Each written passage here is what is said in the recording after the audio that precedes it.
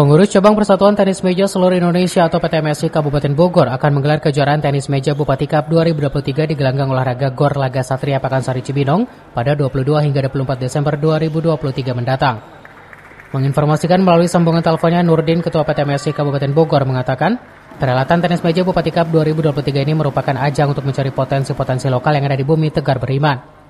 Ia juga menjelaskan melalui kejuaraan, pengurus bisa melihat langsung atlet-atlet berbakat yang kedepannya akan menjadi atlet binaan.